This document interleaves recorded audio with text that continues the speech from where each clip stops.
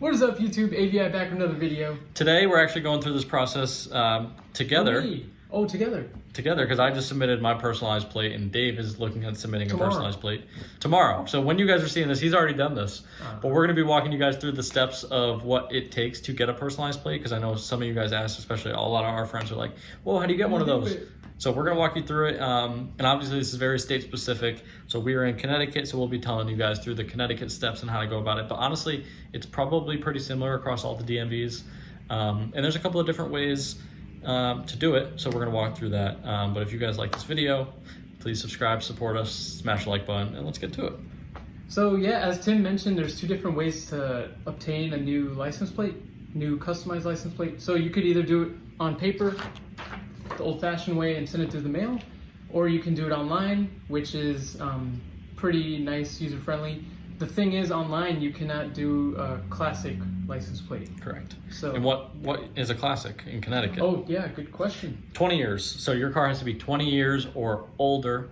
It's so confusing. 20 years or more than 20 years old to be considered a classic plate, at least for Connecticut. I know other states have really strict rules on to be a classic. Like you have to go bring it to state inspections and things like that to make sure that it meets the requirements to be a classic. In Connecticut, all you have to do is have a car that's 20 years or older, and you're able to register as a classic. And also this isn't really the part for this video, but there's also benefits for taxes if you register your car as a classic. So I didn't know that, but yeah, that could be a separate video. But just before we get started, we do have experience doing this, so this is the video for you. I've done one on my Subaru Impreza. Tim's done a whole bunch. Yeah, I've done one on the Bronco, the first Lightning, the second Lightning, the SRT Jeep, the Mustang, my first Jeep, all his cars. Jeep company. So pretty much, yeah, actually every car I've owned has had a custom plate. Yep, and now it's about time that I do it. I have a 2003 Mitsubishi Eclipse. It is the year 2023. It's been 20 years later, and I'm gonna secure the spot for Eclipse. Well, I hope you do it before this video goes live, because everyone's like, oh my god, that's a great idea, I'm gonna go do it. Yeah. So yeah, it makes sense. So actually, the standard plate for my car, Eclipse, is already taken. So I'm gonna go through, get the classic and get Eclipse, and hopefully nobody takes it in time. So I'm gonna submit mine pretty soon. But that's a good point, I'll reiterate. So if you have a passenger plate, it's called just your typical state plate with, let's say, Eclipse, you're able to request and get Eclipse as a classic plate, at least in Connecticut. Let me know in the comments if it's different for every state. But Eclipse as a classic is treated differently than Eclipse on a non-classic plate, which is interesting because I thought they would all be the same, but they're different classifications. So that's pretty cool. And it's actually really easy to check if your plate is available. So Tim does it all the time. All the time. You can go to the Connecticut DMV, just look up what plate class it is, type in the name, and it should show up if it's already in use. So. And what you're going to want to type in is registration verification. So you're not going to type in plate. Even if you type in plate, it'll probably come up, but you're really verifying the registration because that's connected to your plate. So that brings us into the thing of what do you need to get a classic plate or get a custom vanity plate? Yeah, so what you will need is a registration for your car that you're choosing. You need a driver's license, obviously, and you need some sort of payment method. If you're doing it by mail, a check, or online, it's a credit card or something. So. Yeah, I just did it online for the Boss, and it was all online. I could even use Apple Pay, which is pretty cool. But I've only done classic plates, I think, besides my first. I don't know, I've done them. But I've done them through the mail a lot of the time, and the online system is a new system. So we'll see if it's actually faster to get your plate through online. I don't know, we'll see. So I know it takes about like 8 weeks, right? So you're just gonna get a surprise notice in a yellow envelope, the new plate. You'll forget about it, because I did. Every time I'm like, what is this? Oh, my plates I ordered that I spent $100 on. So that's another thing we could talk about, is the cost of how much it costs. Oh yeah, so with a blank sheet, right under a microphone, you'll see this is what you'll need. It's a standard little sheet. You can get that on the DMV website, and I'll link it below. But what I'm getting is a classic plate, and some people think these are really expensive, but as you can see, the classic plate is $96.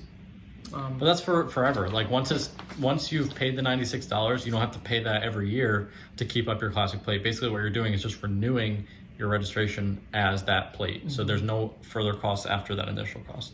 So I think it's worth it, especially if you keep the plate. Well, for my case, I get a new one every 6 months, so maybe it's not worth it, but it it is. Actually, some people like bring that up a lot because they notice my customized license plate, and they go like, oh, you got a customized license plate, don't you have to renew that every year and it costs more? But no, you just pay the one-time thing.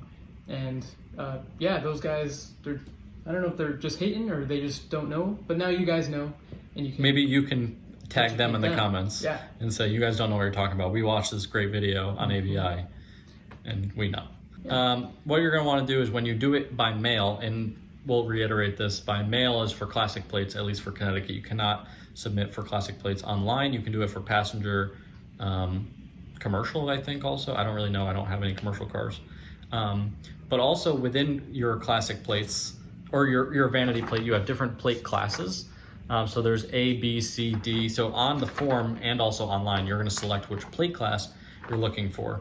So for instance, if you want a new vanity plate, so you want to put ABI on your plate with something, that's just a classic vanity plate.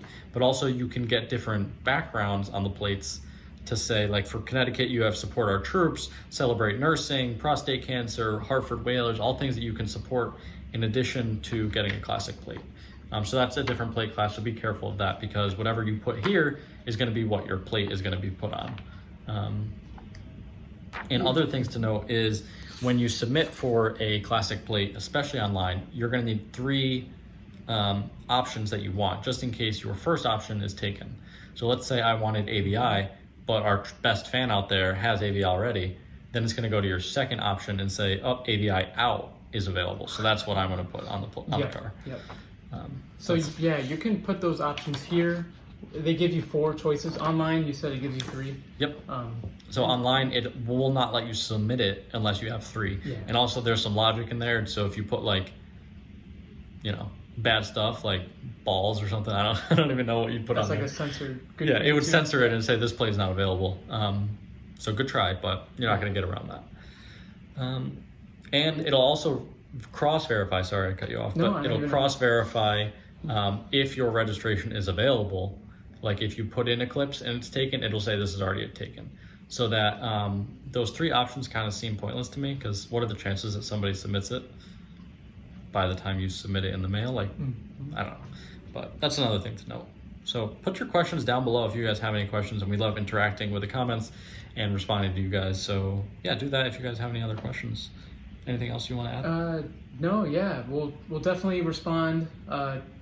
We'll look out for the new Eclipse license plate that we've been finally waiting for. And yeah, thank you guys for watching. And maybe a how to install license plate video. Ooh, that'd be a good filler video.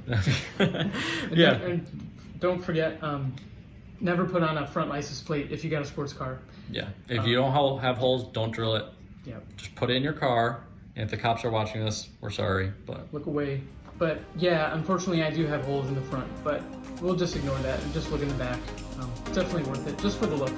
But yeah, thank you guys again for watching, like and subscribing. And always supporting us. We appreciate all the support. Yep. Check out the merch, things like that. And just like that, ABI out.